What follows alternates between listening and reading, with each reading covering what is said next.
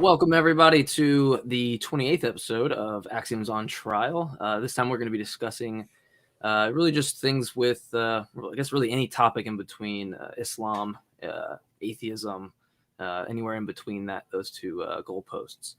So I wanted to start off with a few announcements. One, we got together this week with a few content creators like the Atheist Troll and K-Nevs and Mel and all a bunch of people from TikTok and the Tart crew. And we got together and we saw T-Jump's debate, which I don't know if it's aired on Modern Day Debate. If you want to go ahead and watch it ahead of time, go over to the Atheist Roundtable and watch that episode.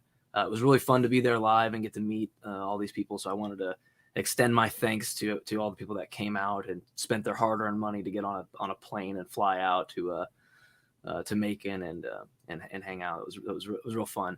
Another thing that if you missed it, there's a debate that I had with David on the Atheist Roundtable that is now posted and mirrored onto our page, so you can go and check that out. I'm going to be uploading another debate I had a few months back with Michael Light, who is a Purdue University student. I believe he's getting his degree in New Testament studies, if I have that right. And so I will be uploading that debate onto the channel as well as some other ones that are in the past, but we might throw up here. I think Cease has a couple, get his permission to see if he wants to upload those as well. But I'm about done rambling. That's pretty much all you're going to hear from me tonight, unless evolution is mentioned or something like that. Then I might sneak my way back in. Cease brought this, was in contact with this guest, so he's going to have a conversation here. And like we always do, we try to have a one-on-one. I will have a conversation with a guest who's also Muslim on the weekend, I think Saturday, and then Infidel Noodle might be on tomorrow, or We're still trying to figure that out, but she's going to be on, so we'll figure all that out. But lots to look forward to. If you can't tell, I'm fucking excited. So I'm just happy to be back on the show. Cease, what's up, my brother? Fill me in. Well, first of all, I'm very excited for Infinite Noodle to be on. She's honestly like a hero of mine at this point, and I really look forward to talking to her and just having her on. I'm very excited. Also, I really wish that I could have been there with you guys when you all met for the T-Jump debate. I would have really loved to be there, but unfortunately, things weren't. It just wasn't meant to be for this time around. But next time that you guys get back together, I'll be there. I'm planning on coming out there later in the summer, hopefully. So I would love to meet you all in person. So, but aside from that, yeah, I'm ready to have this conversation. Sure. Yeah, and I'll go ahead and bring Hassan in right now. Hassan, if he wants to plug anything, we can do that, or kind of give some details of what it is you guys, or what maybe your background or something, anything that you feel is necessary for the audience to know. If nothing, nothing at all. But sure yeah, go ahead. You guys can hear me all right? Correct? Yeah, we hear you fine. Yeah. All right, sure thing. First, an introduction. Alhamdulillah, wa kafa wa salam ala ibadi alladhina istafa.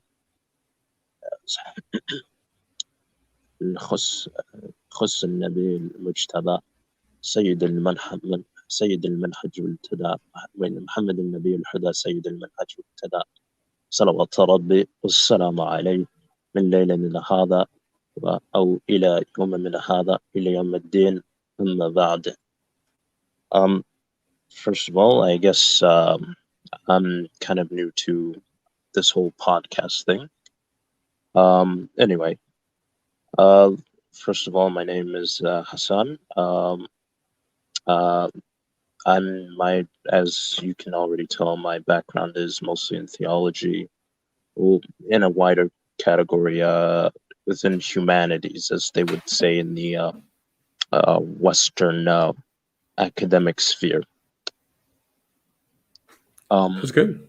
So I guess my background is mostly to do with fiqh, Islamic law, aqidah, which is Islamic creed, and some background in terms of hadith sciences, but nothing to be considered a relative authority on, just enough to understand and comprehend resource material. As far as my training background or academic training background, was under various teachers from mainly from Saudi Arabia and Yemen. So yeah, not too much there, but yeah, just to give a short rundown. Sure. Yeah. No, appreciate that. I'm gonna bounce on out. I want to say thank you for coming on, and hopefully you and Cease have a productive dialogue. I'll hop back in whenever it's necessary. So see. Great. So I guess the first question I'll ask you is, what exactly it is. How do you interpret your ideology, and what has convinced you that it is the truth? Why it is that why are you a Muslim, I guess is what I'm saying. For one, as far as why I view it personally as it being the truth, various things, mostly to do with life experiences, and how the way it appeals to my life and how it makes sense of it, I guess. Yeah, like in the fact that it's in regards to its regulations, its rules, its worldview on life, it makes rational sense to me as a muwahhid, as a human being. Yeah. So I guess maybe provide a little more detail. What is it that you find rational about it? Because I guess I guess my problem has always been that I'm open to whatever might be the case, but I've seen no rational or convincing argument that has convinced me about any religion being true. There are some valuable lessons in all religions, but understandable. It's and the same way would go for me as far as like atheism or agnosticism. Even though I'm not a PhD candidate or anything of that nature, I'm also come from a STEM background. So like just in how the way I've observed the world and how the way I have just through various conclusions, I've come to the personal conclusion that I don't see how not believing in a higher being or higher power as as being a rational step. So I guess we sort of went from the opposite end of the spectrum there, if you will. Right. So I guess I would ask about that is, for atheism, I mean, all atheism is not being the convinced. lack of a belief in a supreme being or higher power or whatever. Out of the fact that we don't see what we consider legitimate evidence in favor of the God claim. It's not a claim to certainty. Like I would say I'm an agnostic atheist. But for my atheism to be rational, would require theism to have evidence that I am irrationally rejecting. Yeah. So when you talk about things like your personal experience or personal anecdotes, I guess I'm wondering what exactly that is, because all religious people of all from all different backgrounds and denominations will claim that it's it's what they feel in their heart, or they have a personal they're convinced. Like I talked to a Christian yesterday who's convinced that they have a relationship with Jesus because they feel as though that's the case. And to me, it's like, well, how do you differentiate between the person who's certain based on their feelings that Islam is true, based on their faith that Islam is true, versus a Christian versus a polytheist, et cetera, et cetera? Yeah. Okay. So it would have, I guess, it would more, like I said earlier, it would have more so to do with, I guess, life experiences, because without a doubt that me, you, and everyone watching can agree on that life experiences definitely play a hugely significant role in these types of situations, without a shadow of a doubt. Also, in the fact of the matter, I think it also has to do with what would you, when it comes to just to ask you here, when it would come to evidence, what would you define as like specifically evidence for God, I should say? Any kind of framework which would be able to differentiate the potential and imaginary to the actual and the real. So we know that science can currently do this to at least a decent degree. It's able to make predictions. It's able to have explanatory power. It's able to be falsifiable, and it's able to bridge the gap between what we might imagine so basically via a scientific method, correct? Or I mean, that's the one method that so far has proven itself to be reliable in that way. Mm-hmm. If anybody else can provide another method that can do the same, but that is somehow of a different category, I mean, I don't know what that would look like, but I'm open to that. But currently, whenever anybody says, well, it's just my personal experience, I'm left thinking, well, we don't have any way to know that you're really not just talking about your psychology, rather than what is externally true out there. Yeah. I never make a something claim that's about more ontology. like physical, right? I mean, I'm open to whatever. Like I'm not necessarily restricting it, but it would just need to be something that can be falsifiable, reproducible, with predictive and explanatory power, and that can show the difference between the imagined and the actual. So I guess I'll give you a specific example. Like, the difference between me imagining a unicorn or being able to see and touch a glass of water. Like, there's a clear difference between what I can think in my head and what actually exists in the world. And so my thing is, we don't have a way right now to take the ideas that we find in religion and show them to be true externally of our psychology and imagination. Yeah. That's where I'm left.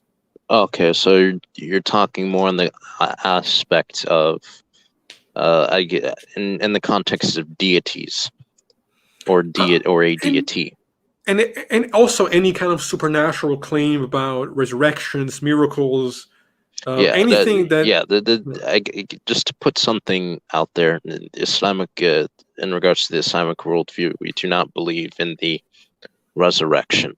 Right. So correct. Yeah. No, I was aware of that. Okay, good. But that's one of the things, is that Muslims will use faith in the same kind of strategy that a Christian will use in order to arrive at their beliefs, but the beliefs themselves end up being contradictory towards each other. So, like, a Christian will be convinced of their so-called truth, and a Muslim will be convinced of their so-called truth, ultimately through the same kind of methodology, through faith, through internal experience, through tradition. Through, and they can't both be true, right? Unless you deal with somebody like Muslim that's versed in certain things, like whether the viewers just agree or not, things like ilm al-kalam and so on and so forth. And just for the viewers, ilm al-kalam is basically, it's to put it in layman's terms, it's I guess Islamic philosophy, if you will. It deals with it mostly deals with things of or trying to rationalize I guess deistic attributes. It's basically a way of trying to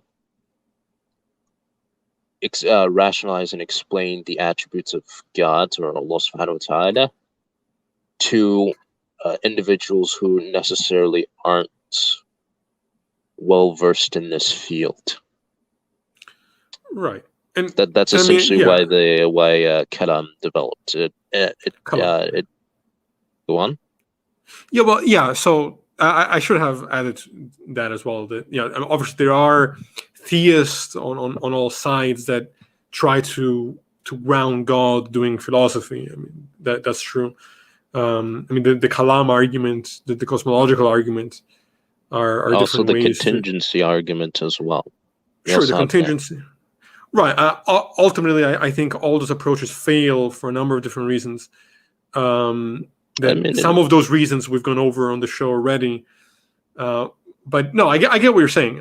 That's a fair point. Yeah, I would arguably, there's also, as to be expected, there'd be some people out there that would disagree with you, but ilm al-kalam is not my field, so I won't speak on that too much. Right. But yeah, I guess the main meat and potatoes of the discussion would be in regards to interpretation, correct? Yes. So I want to make it clear from the get-go where, and then I want you to sort of respond to what you think about this, because my my position has never been that most Muslims are violent, or most Muslims are terrorists, or most Muslims are anything. Okay, like that way of thinking would be bigoted. A logical fallacy. It's not, and there are billions of Muslims out there. Like that's not how I've ever viewed the situation. Mm-hmm. However, what I have a problem with is the idea that it's just a handful of people who completely misinterpret the religion who are problematic. Because to me, the problem in any ideology is not fundamentalism, it's the fundamentals of that religion. Like when I look at a religion like Jainism, that I think is a true religion of peace, where the more extremist you get as a Jain, the more you're sort of paralyzed from making any kind of act upon the world in order to keep you from hurting even something like a ant on the ground. Yeah, it's, I guess, to sort of explain something, I guess differentiating between peace and pacifism, I mean, is that, for one, I don't claim Islam to be religion of peace or violence. It's in actuality, if you go through the various texts and so on and so forth, it's neither one of peace or violence. It's one of neutrality and balance. So if there is, it allows for, depending on the situation or the context of a situation that you're in. Right. So if a person, for example, is not trying to cause problems with you, then, for example, in Surah Al-Muntahina, verse 8, which is the 60th chapter, it argues that that the individual, that there's no issue with not fighting somebody who hasn't tried to fight you or cause problems with you. So it just Islam is, like I said, or like I was trying to argue before, Islam is a religion based on practicality, if that makes sense.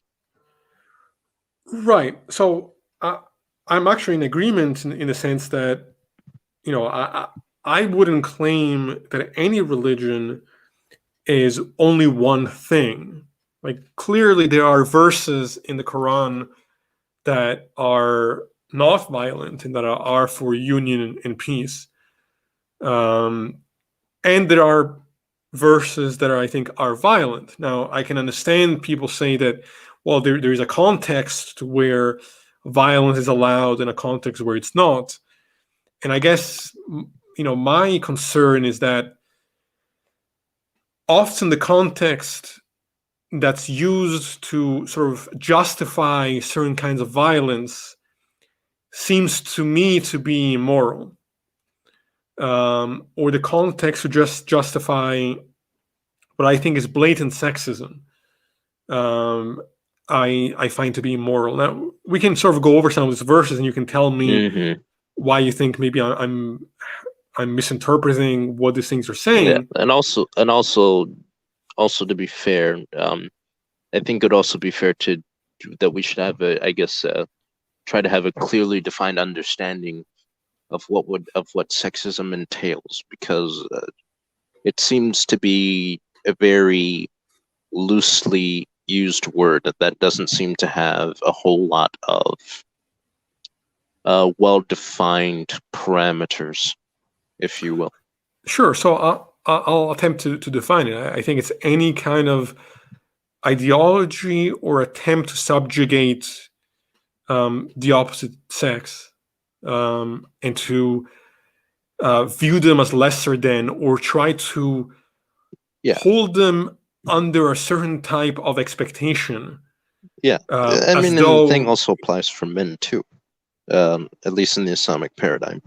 Sure, right. So I would say that in the Islamic paradigm, sexism goes both ways, although in some contexts, I think it's more geared towards women. And I mean, I'm trying to think of where to start here. I guess before we get to the sexism part, let's deal with this issue real quick. Because I fully support anybody's right to worship as they please, as long as they are not hurting somebody else. But that freedom doesn't mean freedom from criticism. So something that I encounter on apps like TikTok or even in the world is that a concerning number of Muslims think that their ideology should not be criticized, and that if you criticize it, you're an Islamophobic, that you are bigoted towards Muslims, I as wouldn't opposed say that to it's necessarily Islamophobic, because Islamophobia implies hatred. And as to be expected, I'm not one that's easily. I have what you call relatively thick skin when it comes to criticism. If it's down to people that just want the freedom to insult and purposely degrade, then that's where I have an issue. And that's where, by consensus, where the Islamic paradigm has an issue with it. If it's in the context of debate and discussion, which throughout Islamic history, even during the time of the Prophet sallallahu alaihi wasallam, this has been the norm. This has been the standard, from Muslims and non-Muslims alike. You have some Islamic sciences that are based on textual criticism. right. But so I think this is one core disagreement here, is that from my perspective, any ideology should be open to insult, and without the retribution being violence. Well, the question is that I would have is like, why? Why should they? Why? It's not Because beneficial for one. Just wait till I'm finished. And Go ahead. just some things for you to think about. For one, Sure. It's not beneficial. Number two, generally speaking, in the real world, things don't exactly work that way. And number three, if it's not constructive criticism, where it's beneficial to both parties, I don't see the point. I find it to be mute and, quite frankly, stupid. The approach may be stupid, may be wrong, maybe not constructive. However, I think there is a benefit to freedom of speech. I think people should have the freedom to say what they want, no matter how stupid, as long as you're not talking about inciting violence towards a group of people and hate speech in that context. I mean, the fact of the matter is that even from a real world standpoint, freedom of speech technically doesn't exist anywhere. I agree in the context of freedom of criticism. Where we clearly disagree is, for example, is freedom of insulting and freedom of degradation. Because the fact of the matter is, if we look in the real world, freedom of speech doesn't actually exist anywhere. A perfect example of that is Edward Snowden, or in the context of the people of Tiananmen Square, or so on and so forth. The idea of complete total freedom of speech is a farce, really. So I guess that would be the main point where you and I would disagree. Yeah, I mean, I would push back on that. I would say, like this comment here, that freedom of speech exists as a spectrum. Some countries have more freedom of speech than others. America has the most freedom of speech. I'm not saying that any country has completely perfect, unbridled freedom of speech, but certainly in this country, we have the freedom to criticize and insult any idea that we want. If somebody, to an extent, there's some people that I know personally, I won't mention their names, that would disagree with you on that due to personal experiences. Well, I'm talking about legally. I'm talking about legally. Like a person can go. No. Even legally, because you have in the case of obviously this is a personal anecdote. I can't use this for everything, but in the context, I know of people who have criticized President Obama, and they were visited by the Secret Service due to that. Wasn't threats of violence or anything, but because of their particular remarks towards President Obama, they actually had the Secret Service come to their door and ask them a few questions. Right. So if no statement had been made that was violent, or if that took place, I think that's an abuse of power, and that's something that I would be against as well. Yeah, but that also reinforces my point. It reinforces the fact. Yeah, I'm just saying, like, if you're talking about, like, in the context, because what you're trying to say is freedom of speech without along with freedom of consequence. No. It depends on the type of consequence. I have no problem with people being, people are entitled to be offended as they wish. People are entitled to call you out and saying that you're wrong for the type of criticisms you're making, but not the right to silence. Sure, that's fine. Sure, that's fine. People have but I would argue, for example, I don't think that freedom of purposely spreading things like misinformation or false information, because historically speaking, even if you look from a historical perspective, those can always lead down very dangerous paths. Whether you want to disagree with me or not, I think that the freedom of false information is inherently, like, depending on, like, for example, like, if it's comedy, then that's a different story. I'm not going to try to delve into the issue between comedy, the great debate between comedy and ethics. But in regards to freedom of general false information, like, if it's thorough, like, if it's fact checked, and, like, if like a news story is saying just in 2 + 2 = 50, things like that. Yeah, things that are inherently false. So a couple things there. One, in the context of interpretation of religion, what is false and what is true is quite up to debate. There's not this clear line for the most part.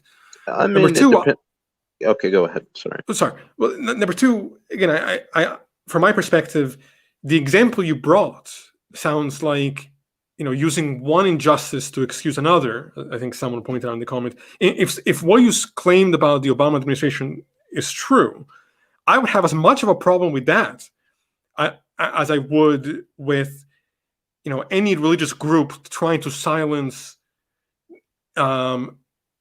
insults from another group. Like, if somebody goes to a college campus and holds signs saying that evolution is false, or holding signs saying that gay people shouldn't be allowed to marry.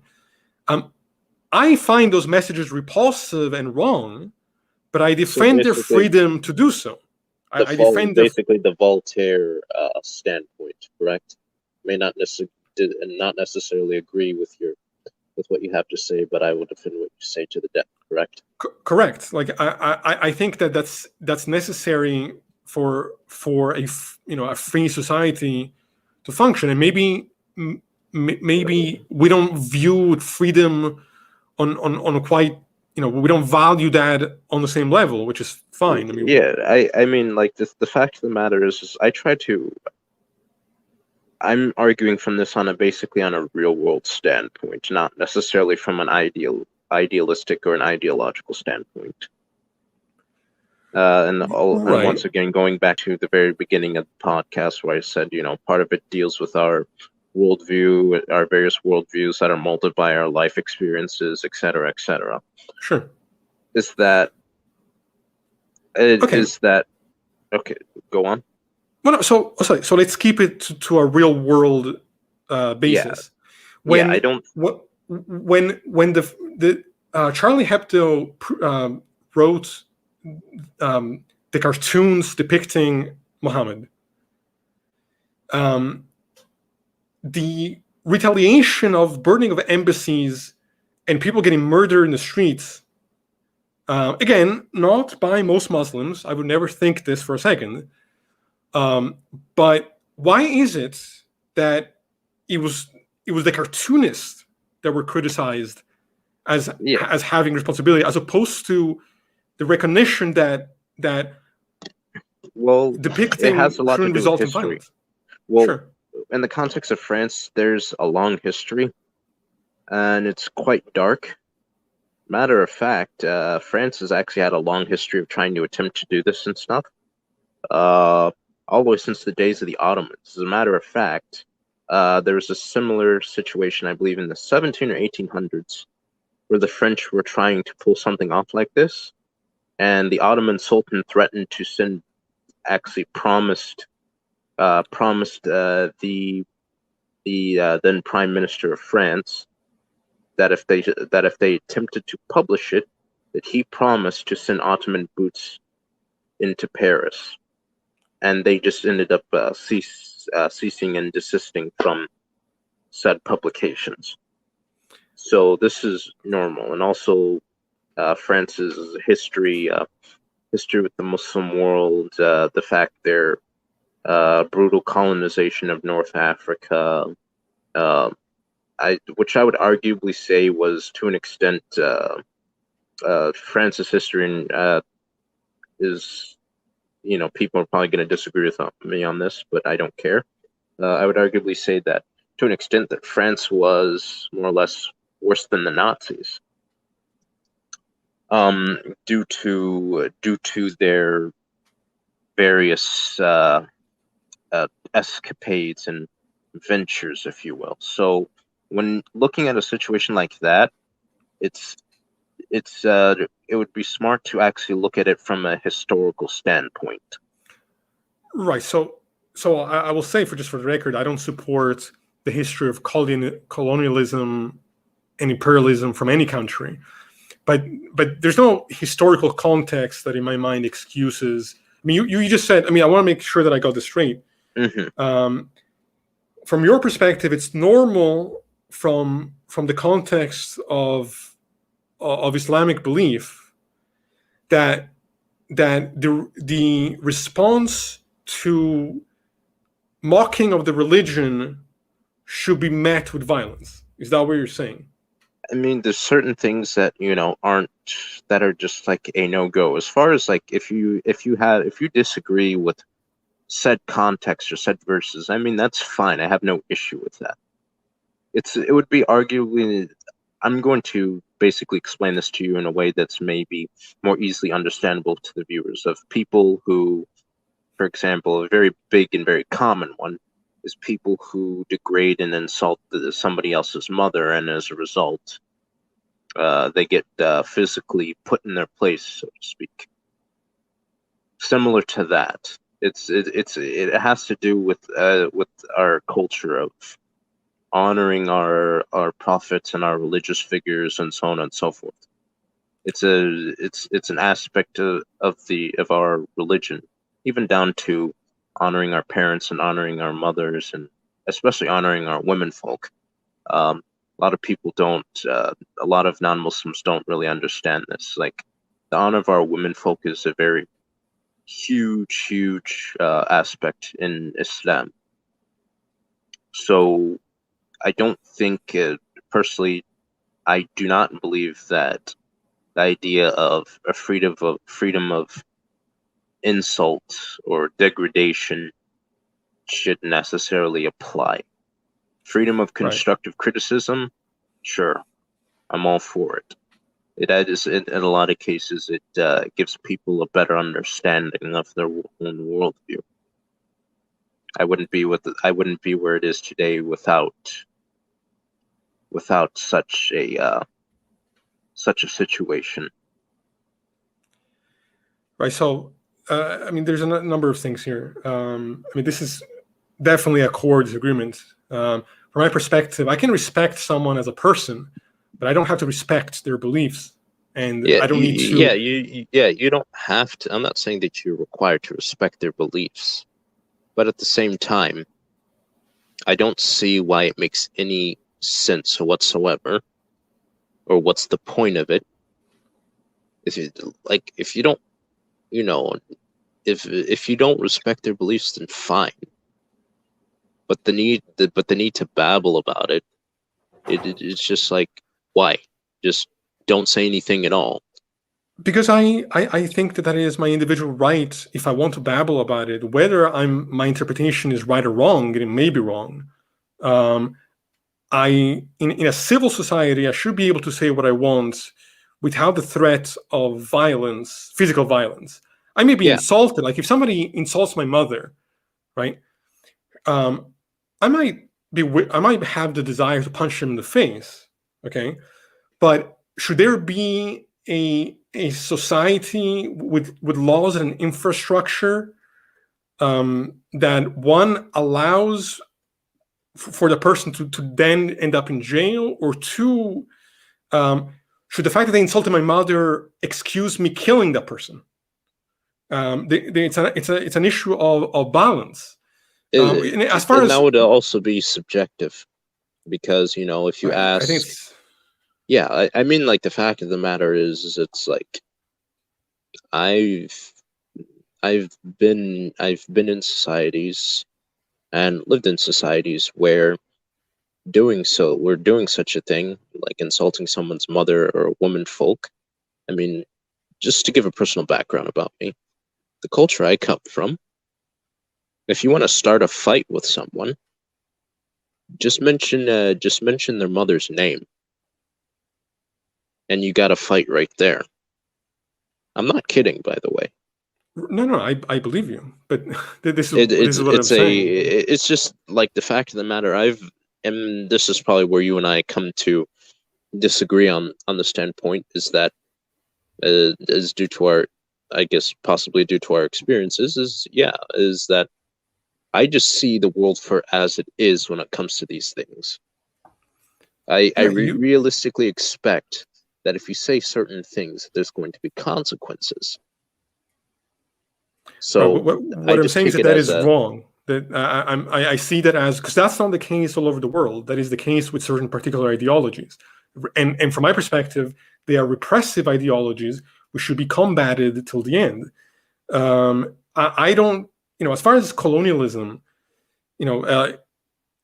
yes, you realize that here. Let me post this comment real quick. Now, again, I don't want to speak for you because I don't know what you particularly believe, but Islam has a history of colonialism. Muhammad.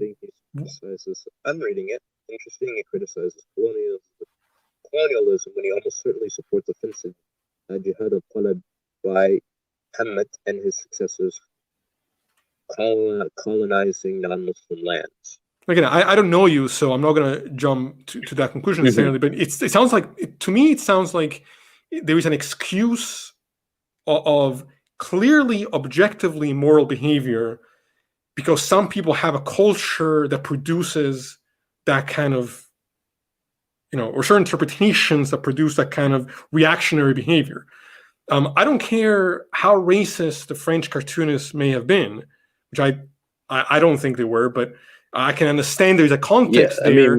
I mean, me personally, if you want me to go free speech about it, I support complete total economic sanctions against France to the point of trade embargoes. And that's, I can understand trade embargoes, by the way. That's and that's your priority. I mean, I can understand. I mean, that is something that I can wrap my head around. What I can't wrap my head around is anybody thinking that because they're mocked, the retribution is to kill the other person. If that's the norm, and my personal fact of the matter is, I'm not saying that I go out and do this stuff, because I don't. Like, me personally, if you say that in front of me, you're gonna get hip swept into the pavement, or you're just gonna get knocked out. I mean, like, there's certain things when it comes to my personal view on ethics or etiquette in general that you just say or don't say. Like, for example, if I were to say the same thing about somebody else's religious worldview, I would hold on one second. I would expect some sort of consequence. Period. And me personally, I'm perfectly fine with that. I see that as a normal human reaction. Now, to the extent of causing to the aspects of terrorist attacks, that's where I'm gonna disagree. I'm not in support of carrying out terrorist attacks on such and such places. But that's what took place. I wasn't in support of people carrying out terrorist attacks. Like, as far as what some of the Muslim countries did, like with Qatar and Turkey, I believe Pakistan and Bangladesh and so on and so forth. As far as carrying out economic sanctions, I am in full support of that. As far as the other guy's comments in regards to jihad al-talab, we'll get to that point after I'm finished with this one. But I guess the situation with me is that I'm perfectly fine with understanding the worldview that there are consequences.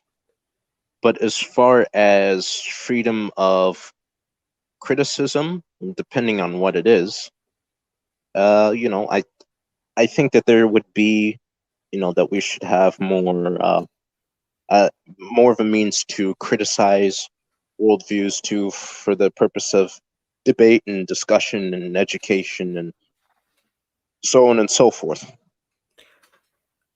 Just for the record, how widespread would you say is your view on this in the context of Muslims? Like, is your view commonly held, or is it a minority? I can't really say personally, but to an extent, it's been encouraged more or less throughout the history of the Muslim world, especially in Andalusia to an extent.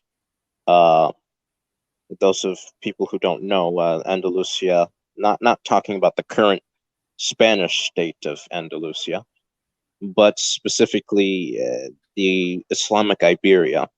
They were actually known for being more lenient towards freedom of speech, freedom of criticism, and so on and so forth. That's partially some of the reasons why you have a lot of Islamic texts that are from that era and time period that are criticizing various different beliefs, like Judaism, Christianity, aspects of Western philosophy, and so on and so forth. Right. I have a number of comments from the audience. I'll share with you. Muhammad gave people three choices when taking over lands: one, convert to Islam; two, die; three, pay insane taxes. How accurate? I mean, insane taxes. Elaborate on insane taxes. If you think 2.5%, a 2.5% income on taxes is insane, then I don't know what to tell you. But you do recognize that is colonialism right there. I mean to an extent, yeah. I like which we call it. My issue is disagreeing on the methods used, if that makes sense. Right. So as long as I don't agree, like, for example, what the French did when they made postcards of severed heads of Algerian and Moroccan men, and then had their soldiers posing in front of them as if they were trophies, or women that were stripped completely. Sorry to sound so explicit, but No, this is something that just needs to be said. Women that were stripped completely naked and carried around as if they were some sort of trophy animal, or photographs. Which, by the way, these are all things that you can verify and look up yourself. Of where they took aspects of severed genitalia and shoved it into the mouths of people they killed. Which, by the way, from an Islamic worldview, is actually not appropriate at all. Right. I mean, clearly nobody here is in support of any of this. Yeah, I'm just saying these as like actual, tangible, factual examples. I'm not saying that anybody supports it. Sure, but on my end, on the Islamic side, if the choices are accept my religion or die or pay taxes, or you can leave. Right, I find that objectively wrong, and I mean, like, compared to other options that were available at the time, it was much more merciful. But I personally, because even if you become Muslim, okay, you're still required to pay taxes. Matter of fact, being Muslim, you actually pay higher taxes. Sure, but none of that is relevant to me in the sense that I think it is from my perspective as a moral realist, as someone who doesn't view morality relative to time period. I consider that kind of behavior to be inherently wrong, and I find the history of again.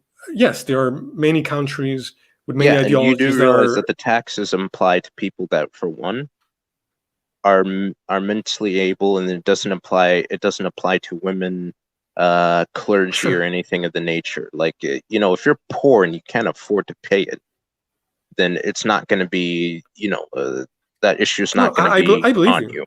I believe you. No, and I'm not even saying this to talk. These are I can make textual references and to the books where this evidence is, and this is something recorded in history. As a matter of fact, a very famous individual during the time. Yeah, I'm just saying this for the audience. As a matter of fact, during the time of the late between the transition period between the First and Second Crusades, you had a man named Yusuf Salahuddin al-Ayyubi.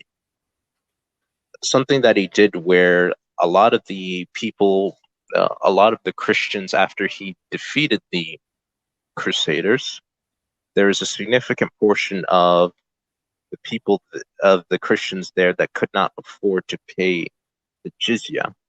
So out of his own funds, he actually had that done on their behalf, to the extent that he was pretty much left broke nearly the rest of his life.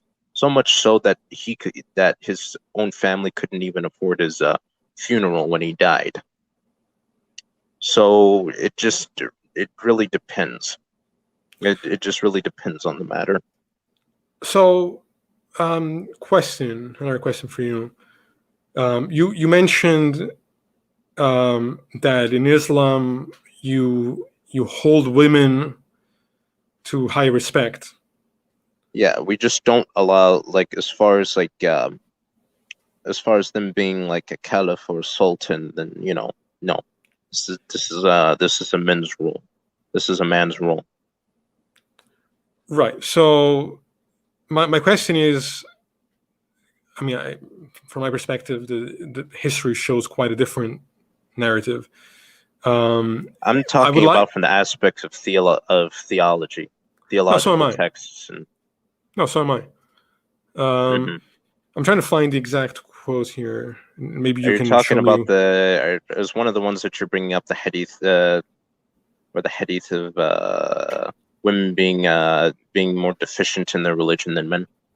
Is that one of them? No,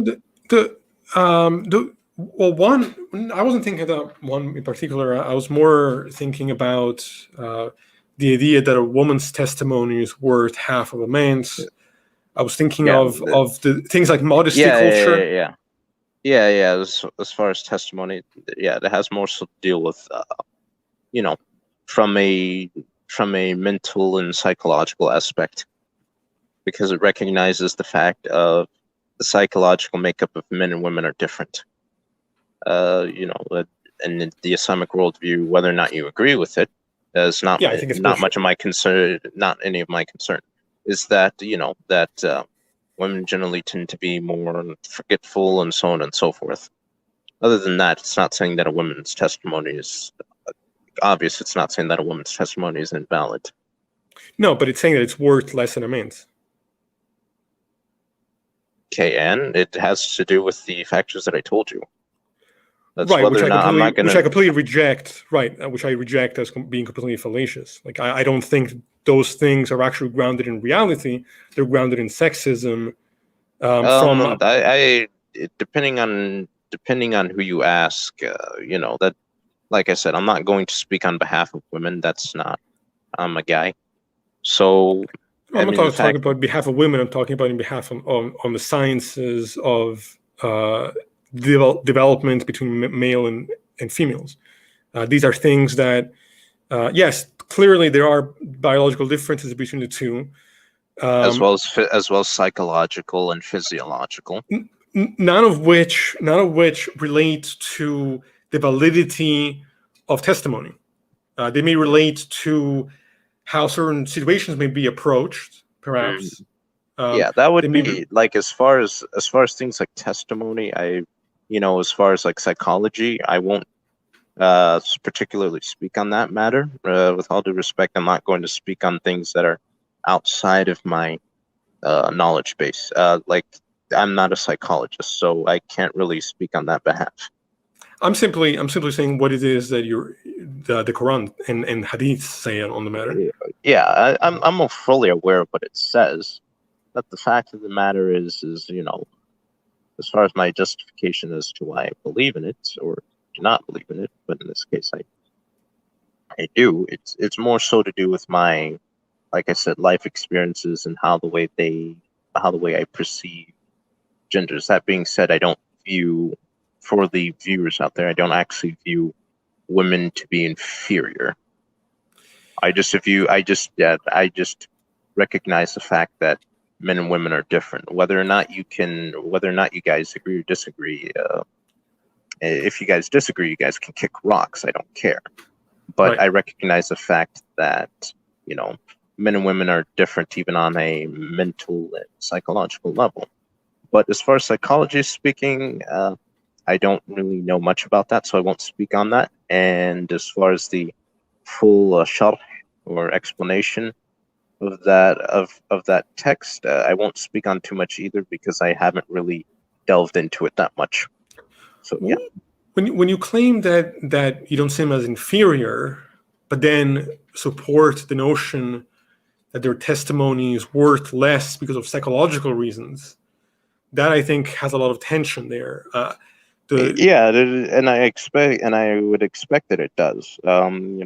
It's like in the same way that for example, when it comes to marital rights, women actually have more marital rights than men, as wives and as mothers. Most people don't realize is that under the Islamic paradigm, she doesn't have to cook, and this is from the context of Islamic law. A woman doesn't have to cook for her husband. She doesn't have to clean for her husband. It's encouraged that she does these things, but she is by no means required at all. What the fact of the matter is that that she has the unalienable right to things like her own finances. For example, like if I were to get married tomorrow, I essentially, for the most part, don't really have the right to keep any of my finances to myself. Pretty much what's hers is hers, and what's mine is hers.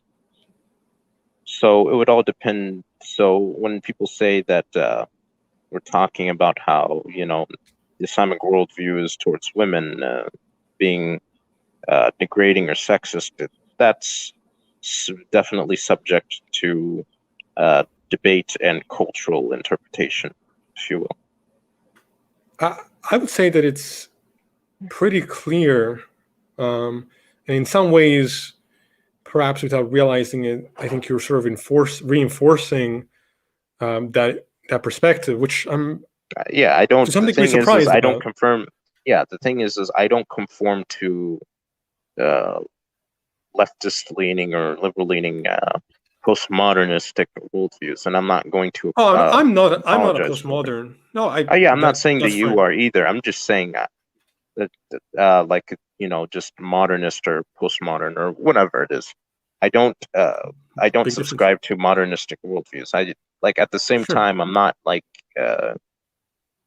I don't believe in things like I don't support things like things as horrific as rape or any of these things. As a matter of fact, I don't think that I'm against the idea of premarital relations. If it's not out of necessity, and if you're interested in an individual, then then just then just marry them. Like if you're that into the person, why do we need to have this filthy, abhorrent, and quite frankly repugnant culture of one night stands and so on and so forth. Anyway, I'm sort of going Well, off topic. But those are not the only options. It's not. yeah, I'm just saying, but these are the cultural norms that happen in the Western world, and unfortunately, There's many people who deal with things differently. There are some that do hookups, and there are some that only don't. have serious relationships, even if they're not married. Oh yeah. I'm aware that there's no. Look, mind you, look, I'm not saying that these are the only options. Sure. I'm just giving examples of things that are very real, very in our face, and very mainstream.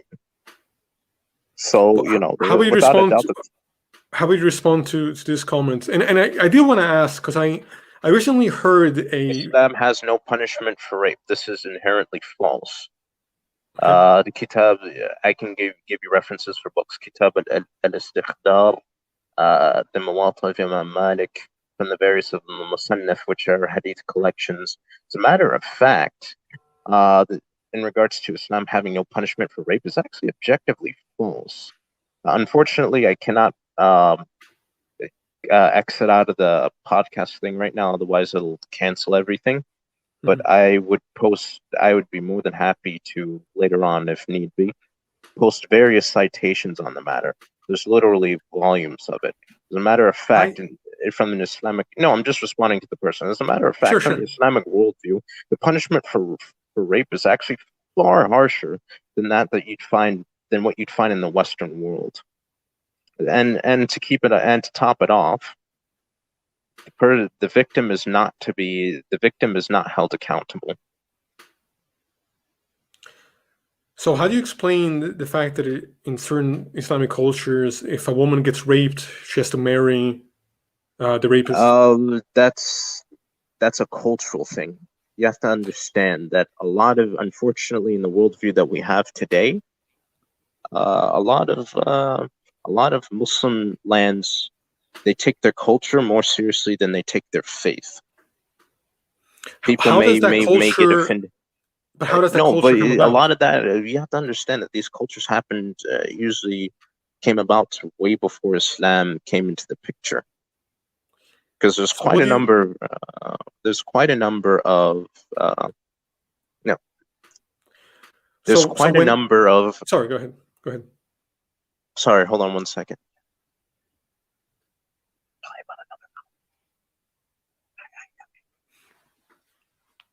Okay, yeah, sorry about that. Yeah, I was at home, so yeah, family member came in to ask me something. Anyway, wait, where was I? I sort of forgot for a moment. No, you're making this claim that the issue is culture rather than religion. Oh, okay, I remember. Seems to me to be blatantly the religion is ingrained in the culture. There's no separation. In the case with a lot of Muslim societies, however, it puts a clear or at least tries to, puts a clear notion. For example, if a cultural practice goes against what Islam mandates, then this particular cultural practice or set of cultural practices is to be discarded. For example, I give you a perfect example, a very realistic and real world thing, of things like racism and tribalism. Very, very common in the Muslim world, but Islam is explicitly against those things. As a matter of fact, the Prophet ﷺ was vehemently described tribalism as stupid and filthy. Didn't call it stupid, but put in layman's terms, he had a very strong disdain for it. Also in the context of things like racism, as far as being required to marry a rapist, this is not from the Sharia. This is a cultural thing. It seems to and me it has like more so to do with like preserving, honor and trying to, hide a family from shame and so on and so forth. it seems to me like what's going on is the same kind of narrative that Christians take, which is they'll take a verse in the Bible that condemns slavery and say, well, look, the Bible condemns slavery, while ignoring the verses that don't condemn it, but actually support it. Which what kind of Sahih hadith or even Hasan? I'll even give that to you. Or even Hasan hadith says that if a woman's honor is violated, that she's required to marry the person who violated. You won't find it in any of the 40 major hadith collections. You won't find it in any major fiqh book either. Perhaps not in the wording, but you find the notion of submission to your husband. But the fact of the matter is marrying. You said explicitly about being required to marry a rapist, which is inherently false. And I'd be more than happy to to anyone who wishes to, I don't know, somehow contact me later on after the discussion is over. I would be more than happy to rip them a new backside. More than happy to. I love refuting these kinds of nonsensical and repugnant statements. So when these people who you're claiming are simply acting upon culture use their religion and use verses from their religion as the reason for doing what they're doing, I find it problematic. But you think they're just problematic. It's clear whether or not it's unintentional or intentional. That's a different, that's a little bit of a side discussion.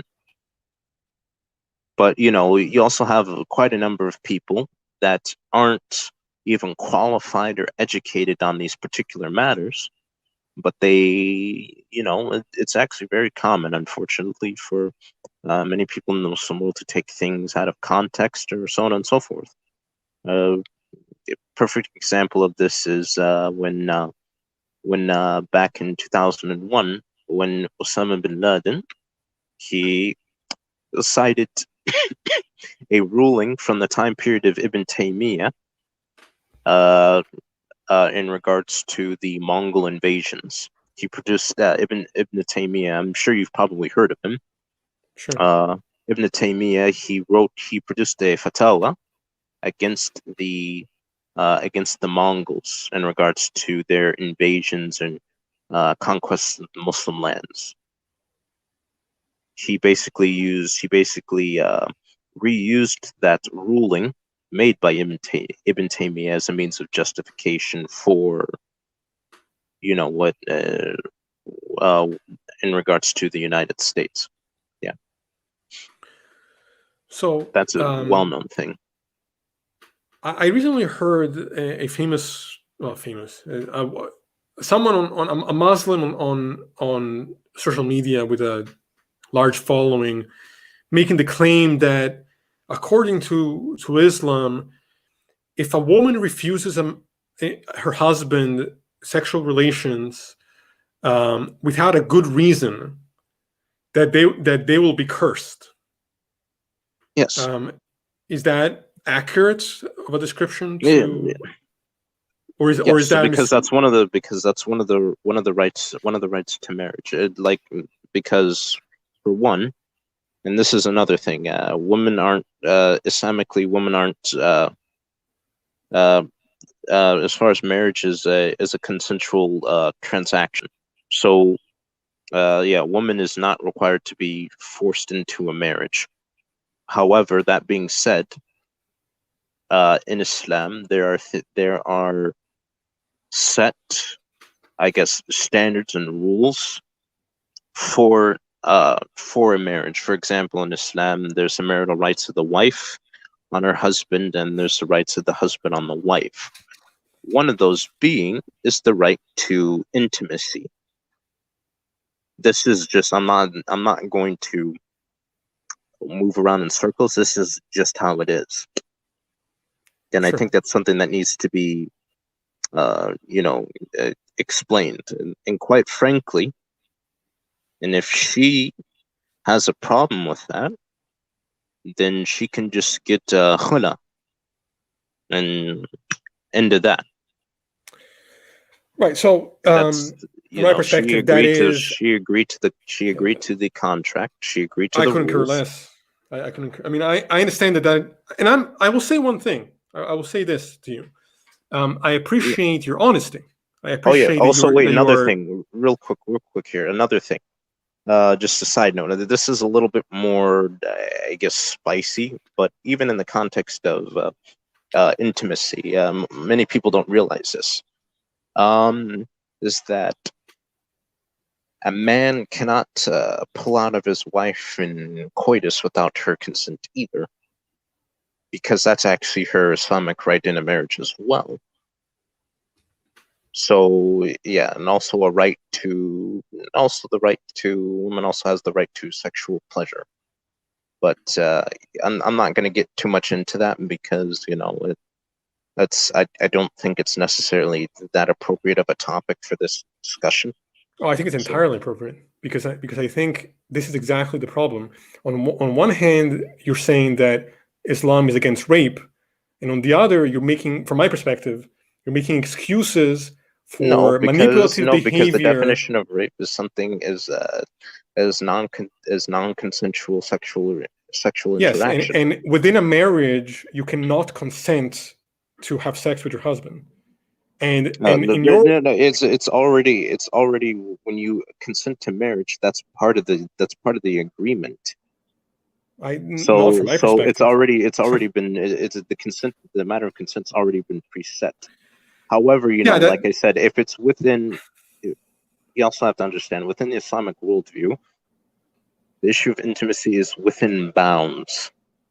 If that makes sense, like if it's too much for the person to bear, then even from an Islamic standpoint, it can be argued. That's also why, for example, things like polygamy, why Islam also allows for things like polygamy, because it recognizes that more or less that people have, especially women, they have limits in that particular regard.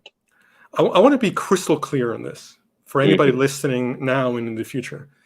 It is not up to the society or the man or the holy book or anybody else to tell a woman when consent is taking place and when it's not.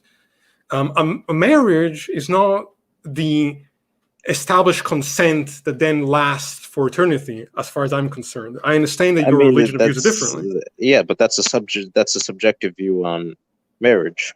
But that is exactly subjective. Well, from my perspective, as a more realist, it's not subjective.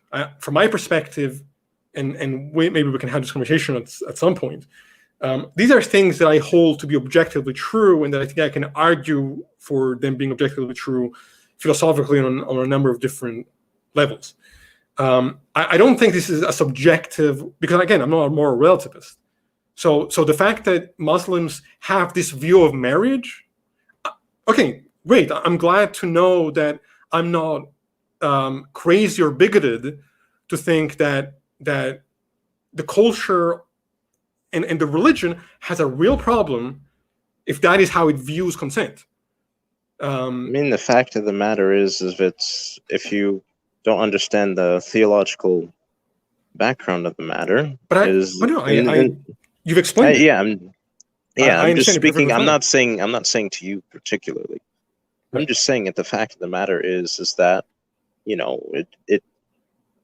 That being said, me personally, I wouldn't.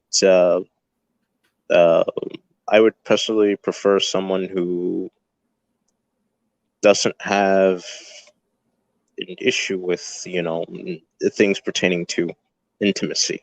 But, you know, that being said, me personally, I wouldn't force my way. That's just not me as an individual. But that being said, this is something that's definitely how do I say this? It's something that from your end that would be viewed as controversial, and for me, I won't speak on this matter too much because I myself am not a married man. So I'm gonna pass on that to an extent. I'm just sort of explaining to you what is or is not the facts on the matter. I'm just telling you for what it is. Right, and I'm responding to what I think you've described as what it is. And I want to read this comment, which I think summarizes this point perfectly. Consent is not a passive thing. Consent has to be actively given. Consent can be revoked at any second. If you can't, that's not consent. Now, if in your ideology you have a different view on these things, well, then that ideology, from my perspective, is repulsive. And I'm not Islamophobic for calling that out. I'm not arguing that you're Islamophobic. No, but that's, and I'm glad for that. But many Muslims will look at this conversation, will hear the things I'm saying right now, and will pretend like I'm saying what I'm saying because I'm bigoted against Muslims, as opposed to I'm listening, I'm hearing you out. I can argue from the context that he's not bigoted against Muslims. He just disagrees on the worldview of Kitab wa Sunnah. So yeah. The other question I have for you is on the issue of child marriage. Where do you stand on the age of the This has to do wife? with, this is more of a discussion of anthropology. So of biological anthropology. Because of the fact of the matter is, if you go back far enough, because I expected that this thing was going to be an issue, or that this was going to be discussed, because it's a very popular thing. And it's for me, I've discussed these things so many times, it's like beating a dead horse. So I'm gonna keep this. I'm gonna keep it pretty short as possible. The fact of the matter is that, for one, societally speaking, she was already considered, because she was already considered as an adult, and even then, his enemies insulted him for pretty much everything in the book except for that. Number two being that at that society and time and period, you were considered to become a grandparent before you reached your mid-20s. So, you know, that this wasn't something abnormal at all. But my view on child marriage is, you know, because what you call it, I don't support child marriage. How old was she, according to your interpretation? What you call it? She, depending on the sources that you use, there's a minority viewpoint or whatever that she was in her teens. There's another one that she was 9 when it was consummated. However, the viewpoint on the matter is that from the Islamic paradigm, the age was categorized under something called ilm yanfa, la yanfa, which implies basically useless information. It's stipulated on, because the Islamic worldview on the issue of marriage has more so to do with mental and biological maturity. That's where how Islam defines the time period of marriage, because you have some of the companions of the Prophet who were men, and they had children at the age of 10 or 11. Like, even for me, I had not to get into too much detail, but I started reaching the physical signs of puberty at fairly early. Certain biological indicators of things, like bodily hair in certain places. I started having it at the age of 9, believe it or not. But that's neither here nor there. So it just, like I said, regarding the issue of adulthood, this is something that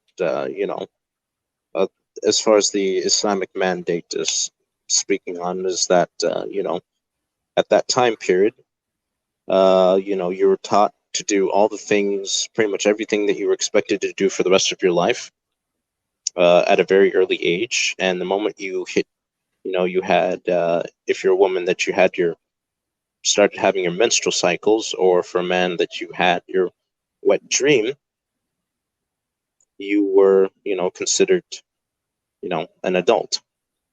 Right, which from the perspective of any kind of basic scientific knowledge is complete insanity, because we know hold on, we know that puberty does not equate to mental maturity and the ability to give consent. Now, yes, I understand that in the past people didn't live as long, so certain things were sped up to some degree. But yeah, and the fact of the matter is even but this has to do with anthropology that we're talking about. This is sure, but it also has to do with the complete immorality.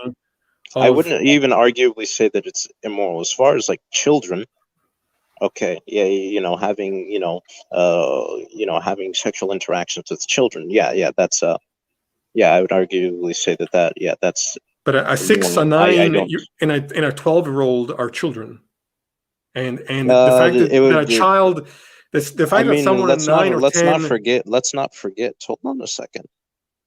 Let's not forget. This is something that a lot of people don't know. Like, for example, I know a lot of people are going to get triggered over the name of this country, but for during the time period of it was either, I'm not sure if it was the UN or the League of Nations at that point, but the foreign minister for Saudi Arabia, who eventually became king, he was 13 years old when he became the official foreign minister.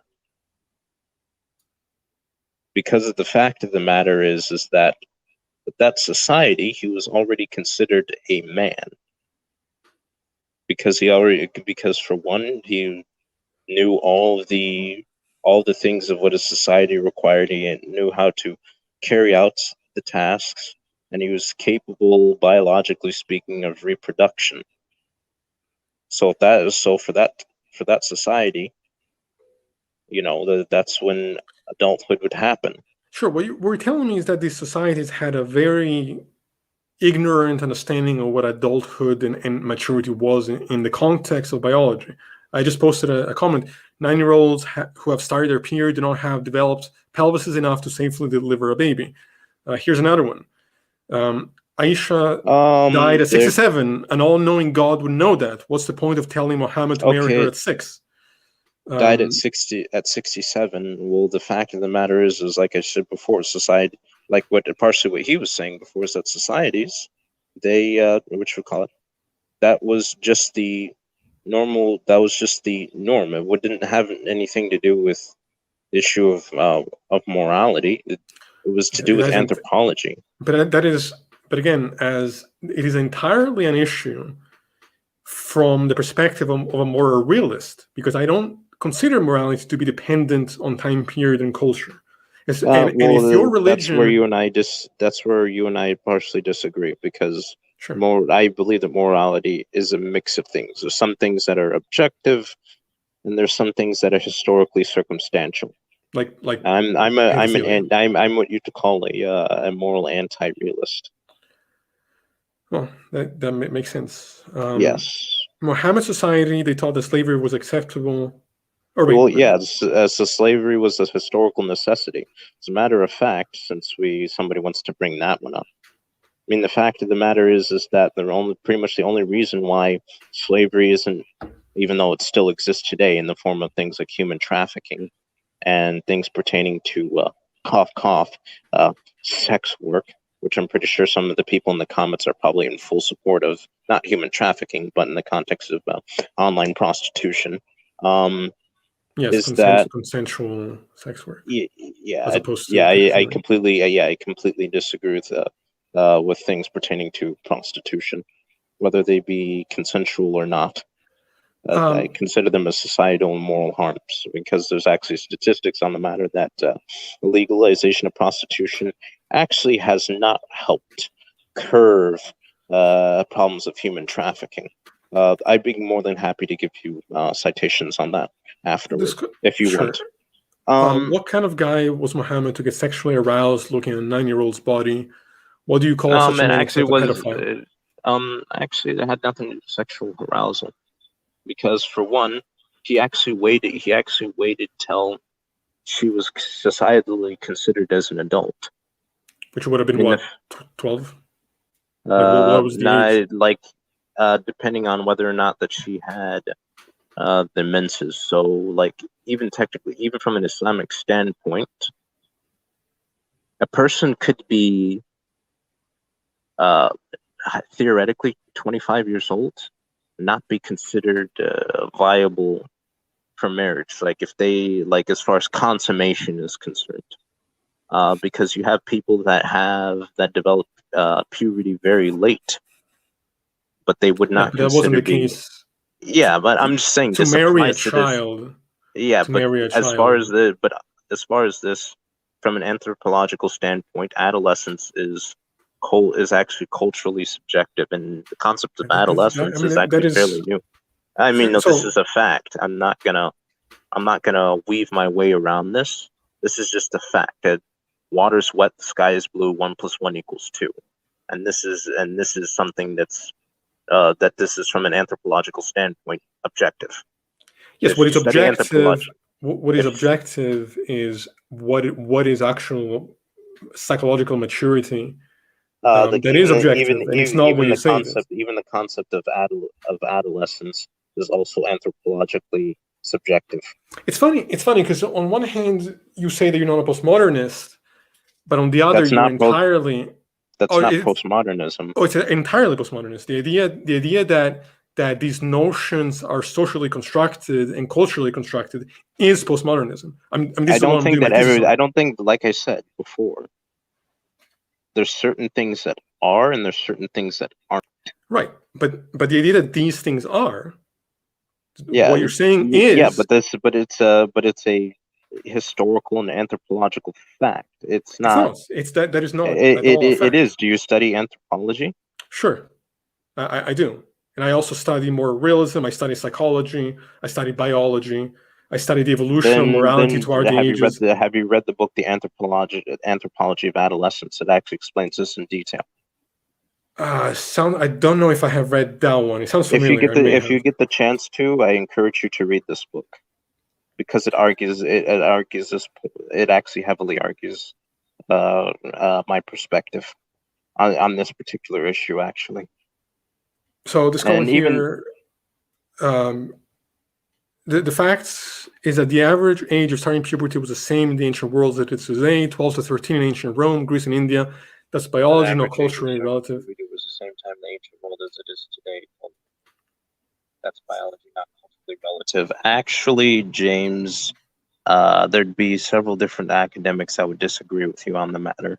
Unfortunately, I don't have the stuff with me, but I'd be more than happy later on to post the citations. And these are academically backed. They're not, and these are from some of these are from people from the pre-modern era, and some that are contemporary or pre-contemporary. So not really modernist liberal leftist. This has little to do with leftism or liberalism. Yeah, This has yeah. to I'm do just with saying in the context of postmodernism and so on and so forth. You also you made a contradiction earlier. You said that some things are morally objective, but then you're also an more realist. You can't. I have know. both I ways. said that I'm an. I said that that I'm an anti-realist. Yeah, it's not really that's not really a contradiction from the Islamic worldview. Yeah, from the Islamic worldview, if you understand ilm al-kalam, this is actually not a which we call it a contradiction at all. Well, So it's a contradiction if you say that there are moral truths at all. It is a contradiction by the definition. Yeah, if you say that, that there is no such thing as a moral. but I'm talking about from the standpoint of from Islamic epistemology. So I don't see so maybe from the Western are standpoint. there truth values? Are there truth values in moral propositions? Yeah, like what I was saying before. Yes, some yes, and some that are culturally and historically subjective. Yes. So yeah, there are some. All right. I'm not sure if there is anything left here. Okay.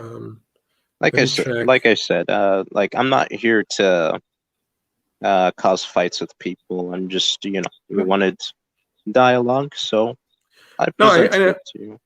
Sure, and I hope you don't feel like I hope you feel like I gave you appropriate time to discuss.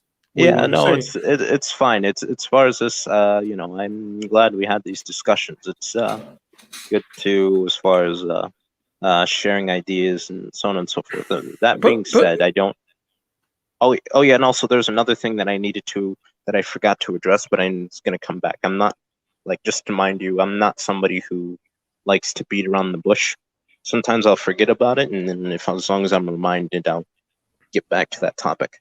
Anyway, I want to say this. No, just wait, just real quick, just so I forget about it, because there was a point of a contention that someone brought up that you explained. So in regards to the issue of slavery, the issue of slavery is for a long time period was a historical necessity, a necessary evil, if you will. However, in the matters in the context of Islamic slavery, you're right. Islam does not explicitly say or is explicitly anti-slavery. However, Islam makes it a situation where they make, for those who have slaves, they make it more, I guess, costly and less purposeful to own them, if that makes sense. And even for them, you're not even Islamically, you're not supposed to address or refer to as an individual as your slave. Even then, even in the Islamic standpoint, there's even a system of ethics. Unfortunately, not all Muslims have followed this, but there's a system of ethics that one must have in regards to owning slaves. It's more like, if anything, it's more like having a servant than, I guess, what you'd consider as a modern day, or as a slave as we know it in the Western context. Yeah, I would say that owning a person is still wrong. I have to interrupt you guys. I apologize, but we only have limited messages before they go away. And someone asked me to ask him this. If you don't want to answer it, that's fine. But I told James that I would ask it, and it's like 2 spots away from disappearing. So real fast. Can you ask him if whether his ideal Islamic state in the future, non-Muslims would have equal rights as Muslim, e.g., equal eye for an eye punishment. Equal eye for an eye. If you just want to answer that real quick, I apologize. That would be depending on the school of thought. As far as eye for an eye punishment, some would argue yes, some would argue no. However, in an Islamic state, generally speaking, and historically, non-Muslims lived away from Muslims. They usually didn't live side by side. Some cases they did, but the general view is they really didn't. So, for example, like a non-Muslim could testify in court to a Muslim, and this actually did happen. As a matter of fact, this actually happened during the time when Ali ibn Abi Talib was actually the caliph, and there's a non-Muslim that actually took him to court over the ownership of something, and the non-Muslim was a Jewish man. He actually won the court case. So yeah, I would arguably say that there, to an extent, they'd have, non-Muslims of course would have rights. However, them being the same, no. However, in an Islamic state, they wouldn't be subjected to the same laws, because they would have their own independent court systems. They'd be allowed to have their own, let's say, religious rights and so on and so forth. So yeah, like most of Islamic laws and penal codes, they apply to Muslims, not non-Muslims. All right. Like overwhelming majority of the laws and compliance within the Sharia apply to Muslims. Two things I want to post. One is this one. You want a religious apartheid, basically non-Muslims. So he wants religious apartheid, basically Muslim citizens. I mean, religious apartheid. If you could, I guess, elaborate. And I'm actually to bring my own personal worldview out there, is that I personally believe in the idea of, from an idealistic world, Muslim lands for Muslims, non-Muslim lands for non-Muslims. Right. So I'm perfectly fine. Yeah, I'm perfectly fine with the idea of, non-Muslims not wanting me in their place. I'm not gonna force them on that matter. Bipartheid, or I don't know if that's how you pronounce it. It's like I think it's apartheid. I think. Yeah, it's like a segregation of. I think segregation of race, but in the context, he would be saying, a religious, yeah. But I'd have to look further into this, because I don't want to say something that's risk saying something that's incorrect. Well, sure. I guess he's just asking from your standpoint, but I would just ask a follow-up real fast. I know it's in my conversation, but I'm just curious. Does that not have like an inherent problem to you? You don't see any inherent problem with no, right. I think. Well, I mean, in the context of, generally speaking, when it comes to these things, I personally would prefer, both parties being left alone to their own devices. I think. As long as they have, their amenities and things that they need, I don't see it as being an issue. As long as, like, for example, like, people aren't being too transgressive over one another. But I arguably say that, due to religious differences and ideological differences, is partially why we're having the problems that we are today. Like, for example, look at Charlie Hebdo, the incident that happened there. It partially is due to that. It was mainly due to a clash of worldviews. Yeah, I personally. Publishing cartoons is not. But I'm saying, but it was like, but it was still, regardless of the matter of whether it was right or wrong. Sure, it was a conflict of worldviews. I agree. Sure. I think, sometimes, in order to prevent certain things from happening, and I think for the sake of the greater good, that sometimes people need to be separated. It's like having. I'm not comparing people to animals. Like, for example, let's say a person has two dogs. They constantly fight each other. They constantly try to gore at each other. And for the most part, they've tried to do various other means of trying to keep the peace. However, when they keep them separate from each other, they're perfectly fine. I think it would be more, at least from my opinion, more comparable to that. I want to say a few things because we are getting ready to wrap up, and I think this is important. The first is Quran 23:1-7 that there is no blame on a man having sex with his sex slaves. Islam failed to abolish slavery. It needed Western states to pressure Islamic countries. I don't know what do you think of that. Islam failed to abolish sex slavery. People do realize that even in the context of having quote-unquote sex slave, it's literally the equivalent of having, I know this seems kind of odd to say it, but like if you study Islamic law or whatever, it's almost like the equivalent of having a wife. It's not a sex slave. I mean, of course, you acquire the person from like a war or whatever. They're However, literally a prisoner. Yeah, I don't know. I don't know how you're like you're making it seem like there's this really easy kind of gap to go through, but it's like I'm not saying that it's an bigger easy than kind that. of gap. It's the fact of the matter is I'm trying to explain it in a way to people that clearly don't study these texts at all. The issue is trying to simplify it in a matter because there's clearly not enough time restraints for that. But you don't. I He think says I think it is you don't very sell your wife. You can buy and sell your sex slaves.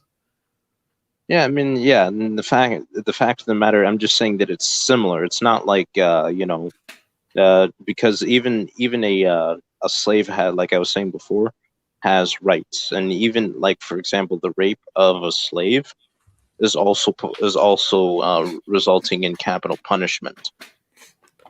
In the books that I mentioned before, like one of the books that I referenced before, Kitab al-Istikhdar, it actually makes reference to that. I don't see how it's similar. It's like saying we have an 18-year-old and a 17-year-old. They're similar. They're really similar in age. No, I'm saying in terms of the rules, and one you don't. So, but I'm saying in the context of how the way you deal with them. Of course, there's some differences. I'm just saying that in this context, the similarities outweigh the differences. Yeah, I wouldn't agree. I mean, maybe as far you can't buy obviously you can't buy or sell your spouse. Does but the polarity I'm saying like aside from that issue, in the context of how the way you deal with the person is almost identical. Like you're not allowed to abuse the person. The person can as a matter of fact, if you abuse the individual, like if you beat the individual, the person has that's grounds for immediate emancipation. And also like for example, if you're eating a Kobe beef every night and you're wearing Armani Exchange or some high-end clothing, your servant is going to be subjected to the same thing.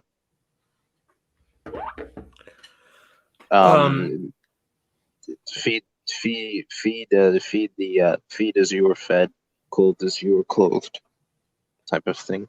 So right, there are 3 comments left to go over. One is, does the polarity of incompatible religious commitments worry you? I'm sorry, repeat that again. Sorry, it went over my head. Repeat that one last time. Does the plurality of incompatible religious commitments worry you?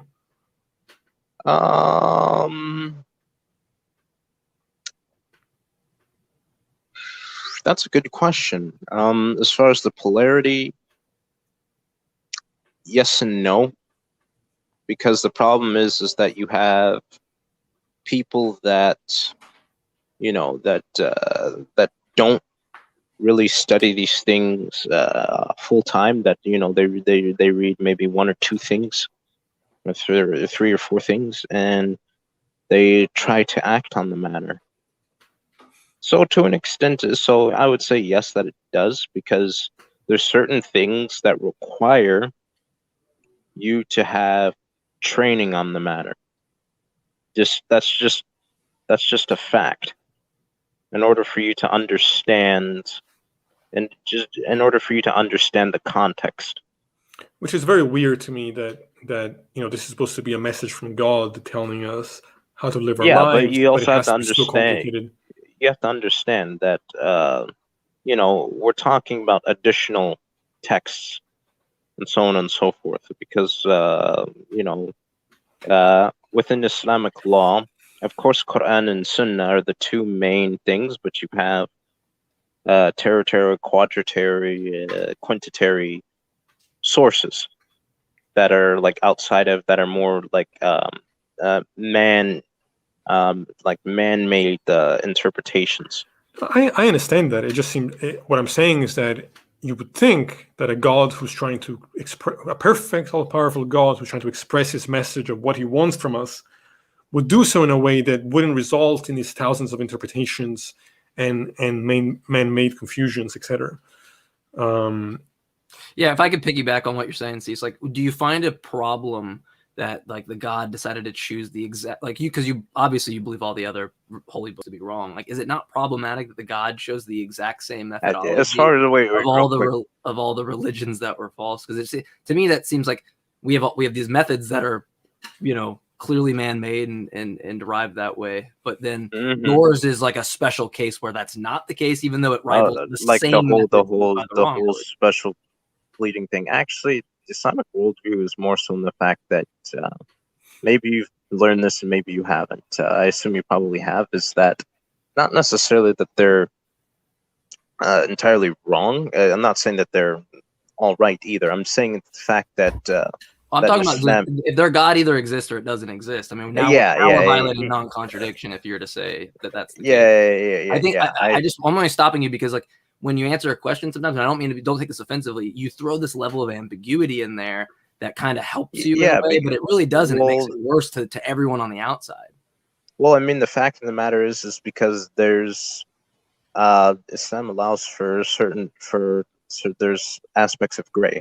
I mean, there are things that are black and white, but a lot of the questions that you're asking are like ambiguity in terms of theoretical and in terms of practicality. So, yeah, I can understand the ambiguity in certain things, but it seems to be like it's either problematic that the God has chosen the same methods of all the men that lied, about the conclusions of their religions, or he didn't, and clearly he did. So the question is whether or not that's problematic to you. It's just a yes. I mean, in the fact of the matter is that our viewpoint is that it has more so to do with the fact that the previous messages were corrupted over time. So is that a yes or a no? So, no, because for one, we don't as far as like the previous messages for for example like of Jesus or Moses or whatever, is that at one point in time they had the unlettered and the uncorrupted message, but unfortunately due to things of it being lost or through works of some people, whether it be intentional or unintentional, a lot of what their original true message was gone. Well, yeah, I agree. So we don't consider them as we don't necessarily consider them as liars. Well, Hazan, I will actually give you some credit here and say that like the Quran's pretty well preserved, right? I don't have any problems with that. The New Testament isn't in any way. It's the most attested book in antiquity. It has the worst attested or attestation out of anything, right? Oh yeah, even the Torah actually. But let's look at the Old Testament. Pretty well attested from the original. Actually, there's a you're going to find the similarities between the Quran and the Old Testament. Without a doubt. I would arguably say for the most part that there is, but however, as far as it being perfectly preserved, there's quite a few academics that actually disagree with it. I'm not saying it's if I said perfectly preserved, I was wrong. I just meant to say it's preserved pretty well. But there is actually evidence, textual and historical evidence of corruption, even from the Judaic texts. Sure, but I'm saying that that's the case in both cases. So my thing is, how are you going to distinguish like Oh yeah, That from oddly that enough, standpoint, it seems like you have to Oh. invoke some kind of special pleading or something. At no, that I point. actually, I actually, believe it or not, I actually wrote a paper on this, 16-page paper. It Oh, I was would love. it I would was a love to read that. refutation. That'd be great. Yeah, it was a refutation. Um, it's actually a chapter of a wider book that I'm working on. Oh, sweet. That's awesome. Yeah, like when I'm done, the book is supposed to be about 14 volumes, so it's gonna be pretty big. Well, I'm glad you have that ambition in that sense. But I would definitely love to read that paper. But yeah, Cease, if you want to go ahead. One last question, and then I would like to make a closing statement. Yeah. But anyway, just to explain it, is that, for example, because we agree that like within the Islamic worldview, when I say we, I'm talking about what is constitutes as Ahl Sunnah wal Jama'ah, or the main body of Muslims from the what is the Sunni schools of Crete, is that there are some things that are truthful and some things that aren't from our worldview, or yeah, from the Islamic worldview. It's that the things that are contradictory to the Islamic narrative, we take we reject those. One of the names of the Quran is Al-Furqan, which in English translates to the criterion. So we use the Quran as a criterion, or as a means of criticism, or as a means of, I guess, as a fact-checking source, if you will. Wouldn't that mean that you have to presuppose the truth value of the book to begin with, though? Elaborate. So, like, if you start from that standpoint, well, then yes, you're presupposing the answer. It's like doing a comparison where you have an equation on the board, and instead of doing like an evidentialist approach by solving the actual equation, you assume the answer is right? Like that there's validity. Yeah, no, we actually take a neutral stance on the matter. Well, I didn't get to the example. When you actually have like 12 on the board, and then you have like, and I'll try to bridge the analogy here. We have Sally Hindu, who's like, I got the answer was 11. And then we have like agnostic Eddie, and he's like, I don't know the answer. Right. And we go around the classroom, but then we have, Hassan, who's a Muslim, and he's saying the answer is 12. Right. It seems to be that that when you're saying we compare it, right, we're using this as a book to kind of compare and reference. That means you have to presuppose that the answer is 12 without actually doing the work. Right. It seems like you're just saying that we're going to start with the book, the validity being true. We're going to start with 12 being true, and I'll compare it to Sally's answer. Well, of course, it's not going to be 12, so it's going to be wrong. But there's no actual evidence. There's no evidentialist approach of it's more like having the answer sheet to the questions. No, the point is that the book. That's exactly. You have an answer sheet, but you don't actually know if those are the answers. You're just presupposing that it's 12. Hindu Sally has a different answer sheet that she's been given, right? And she says it's 11. But of course, when you compare it from your perspective, it's always going to be 12. The only way you would actually show who is right is by solving the actual equation, right? By actually having an evidentialist approach. Yes, I would presuppose that because based on in regards to comparing it, that the Islamic standpoint on the matter is when it comes to these things is actually a position of neutrality, because there's hadith on the matter. I don't think so. That would not be the null hypothesis, because the null hypothesis would not be take any of them, right? I can actually reference you the text itself. What doesn't matter what the text is. The null hypothesis is no text. That's the null hypothesis. The point Mike is making it's saying it's neither believe nor disbelieve the claims of the Jews and the Christians. That's in particular. Yeah, but accepting the truth value of the other one is what disqualifies that from being a null hypothesis. The Quran is the claim; it's not the evidence. Is the point that Mike is making? It's the book is the claim; it's not the evidence in support of the claim. I would arguably say that obviously you guys would disagree, because, like I said, I'm not somebody that's based in that's well versed in philosophy of religion. Well, it's not about philosophy. It's just that, like, if I murder someone and I say I'm innocent, that's just my claim that I'm innocent. That's not evidence for the claim that I'm innocent. That's not evidence. Yeah, I would arguably say that the Quran itself is the evidence. So in that case, when I murder someone, my claim of innocence is evidence of my innocence. Do you not? Would In you? principle, the Real Quran fast, can't. real No, fast. that wouldn't that be a non sequitur though? No. This is entirely analogous. If I say something is true, right? I didn't kill this person, right? Would you say that's evidence for the claim? Just me saying I didn't kill somebody? No, Then why are you special pleading that yours is? because for one, on the basis of my worldview, is that it's literally the speech from God put into human text. But you're presupposing that it's the case. Now we're back to That's the presupposition. Yeah, That's the thing Yeah. that needs the evidence to be believed in the first place. Yeah. So in the case, for example, is I would arguably say that I have a few means of, I guess, factors, if you will. Is that one in terms of the testimony of the, I guess, quote unquote, author, if you will. The nature of the said author in regards to testimony of enemies. So I you're going to have use the testimony to prove the testimony? Like, that doesn't make any sense. You're literally circular reasoning. If I'm going to say that, okay, so the cop comes to me and says, you murdered someone, right? And I say, well, no, I didn't actually murder someone, and I have 30,000 people that can attest to me or test for it, right? That wouldn't prove that that's true. Or even if I said, well, my friend says, who's a credible witness, says he wasn't actually in that state, right? Like here's actually a credit card receipt, right? That says that I was in Georgia and I swiped my card. It was my card. That proves that I couldn't have done it because I wasn't in the state of New York.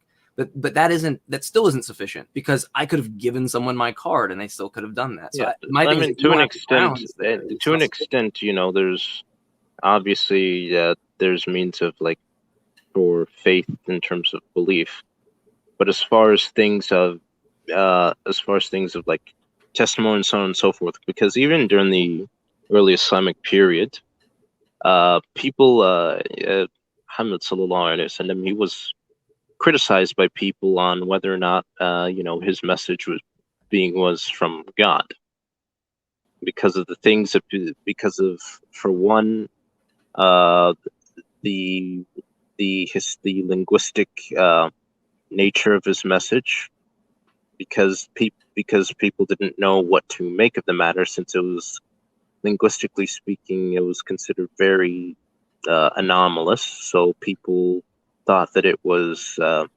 at first people assumed for him to be a liar, which they asked people that knew him, and even people that didn't like him, they argued that that he's never been known to be a liar. Hassan, who's the most trusted person that you know? Or let's just say, you don't have to answer. I don't want you to be personal, but someone that it's absolutely trusted. Like, if they told you that they saw Elvis rise from the dead, would you believe them just simply because they're credible, or would you inquire? I was going over that stuff. I wasn't finished. They used it. I was saying that they used a variety of different things. Yeah. So were they all more anecdotal testimonies that you're relying on? Because I don't see. No, actually, some of them are actually aren't anecdotal at all. Some of them are actually historically recorded. Yeah, but that's still anecdotal. It's still an abductive assessment. You're just but even people that weren't even a part of that society. What you're saying? You have contemporary evidence for the credibility? No, pre-contemporary, because it wasn't during a contemporary time period. No, I'm saying contemporary evidence within like a certain, like there's a specific criteria. Oh, you mean in terms of like around that time period, right? Yeah. Yes, I do. I can give some of that later. On. Sure, but yeah. Would you agree that we're still using abductive assessments of anecdotal testimony to prove the assessment of? Anecdotal. To an extent, it would be anecdotal. I'm not arguing against that. Sure, I'm just saying that you have a book of claims that's anecdotal, and then you're using some anecdotal claims to prove the anecdotal claims. Do you not see a problem with that?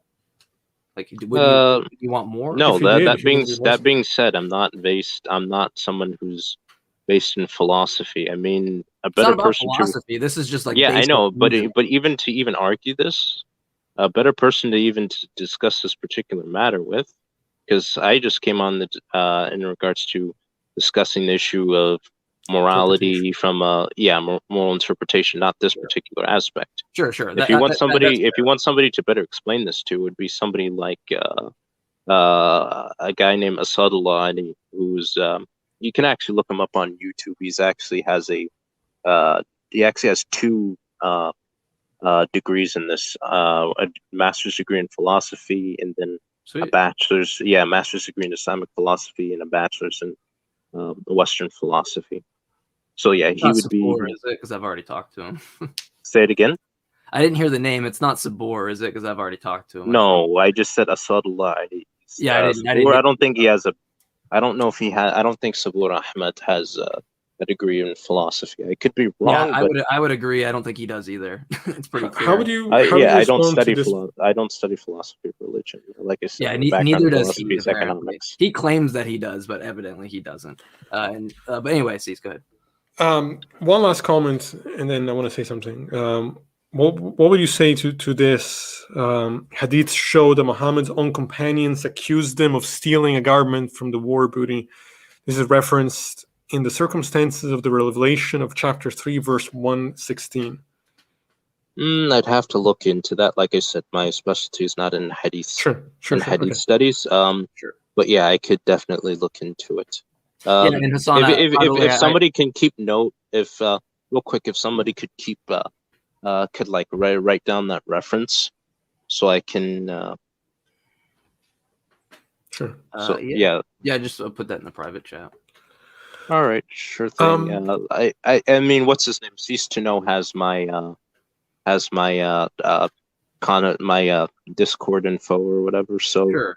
And by the way, I realize that the discussion that I'm approaching you with is a little less relevant in hindsight. Yeah, it's to me, I can't really, like I said, I'm not versed in. Yeah, I appreciate your honesty there. It's very commendable. Mm-hmm. Hassan, I think this is important to say for everybody listening, because I think it needs to be said. I do appreciate you coming on and having this conversation with me. But I think I need to make one thing clear. Yeah. I hope that your interpretation of these things is not the norm among the Muslim world and society. From my perspective, I am a more realist, and how I have interpreted the things you've been saying, I take it as the type of apologetic excuses that it's not even apologetic excuses. It's just 1 + 1 = 2, and the water's wet. In the context of child marriage, in the context of puberty, in the context of slavery, in the context of consent, I agree with you. It is about 1 + 1, and you have the wrong answer. That's my perspective. I agree with you. There is a moral and truth likewise to an extent. I would also disagree to you. Of course, disagree. No, of course you would. That's the issue. I fully accept the fact that your culture and your religion, and I don't know how many Muslims agree with you. I'm not going to make a judgment on that, because I sort of encounter people as individuals and I ask them what they believe, and I sort of judge that content. So I'm not gonna. Some of my things are mainstream, some of them aren't. So it's hard for me to really gauge, because I don't really deal with laity too much on this matter. I don't like if they don't have a educational background on these types of topics. I don't really bother unless they ask questions. Sure, but what it sounds like is, from your perspective, the people the Muslims should be educated on these topics.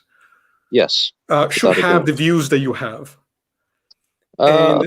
There's subject to an extent, yes. Some of these things, yeah, without a doubt, because they're consensus. However, some of these other things is room for different interpretation, which I actually don't have an issue with. Well, that's good to hear. But I just wanted to make it clear for anybody listening that, as far as I'm concerned, the things you have said about slavery, consent, women's rights, the differences between men and women, I find these things to be repulsive. And that's not necessarily a condemnation of I don't know you. I can only go off of things you've said in this conversation. Yeah, And to me, anybody that wants to anybody that argues that mocking Islam, if this is what Islam is, then there's going to be a real clash of cultures. Then there already is. There already has been. Right. I just don't have very high hopes that it's going to get better if the differences in how we view humanity is to this degree. If for you consent is decided upon marriage, I mean, like the fact. I mean, the fact of the matter is I've already said it before. I'm not someone who would, force my will on someone. But that being said, we're talking specifically about, textual. No, that's fine. That's my own. That's exclusively my point of argumentation. For that's the most what I'm referring to. I've excluded my own personal views on the matter because my personal views don't matter. Well, why? I mean, I think they should, but regardless, I'm simply responding to what you are saying is the case textually. If you are right that this is what your religion says, then I don't have any hesitation in thinking that your religion is garbage.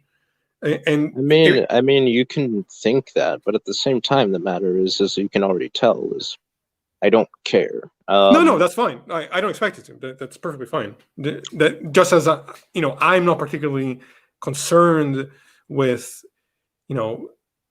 how conservative Muslims view liberal values. Like clearly, we're gonna have we're gonna be in confrontation.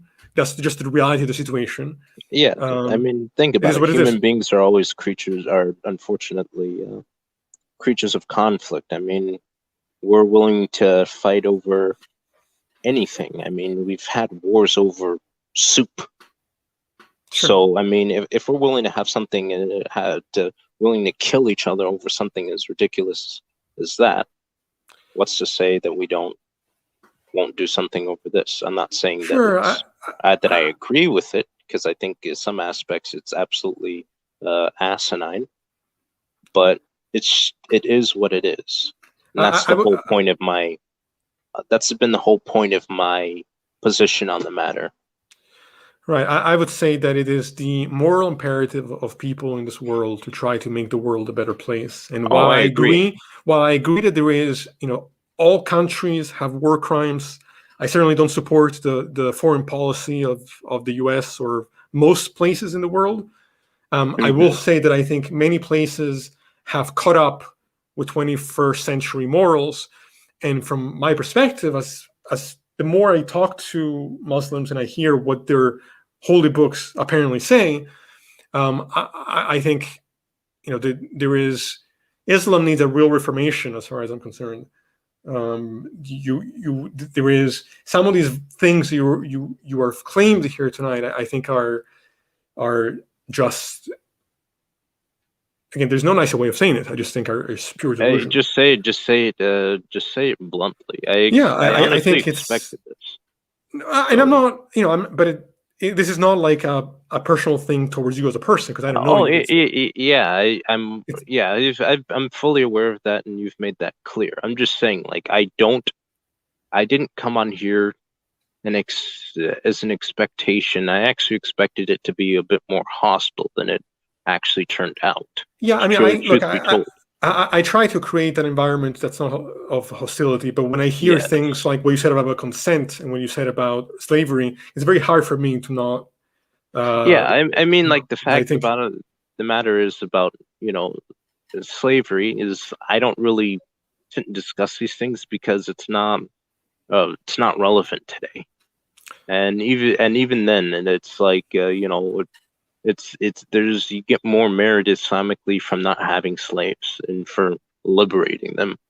So Yeah. I'm just saying in the context of if you were to acquire them, because there's limits as to what you have and what you can do and cannot do.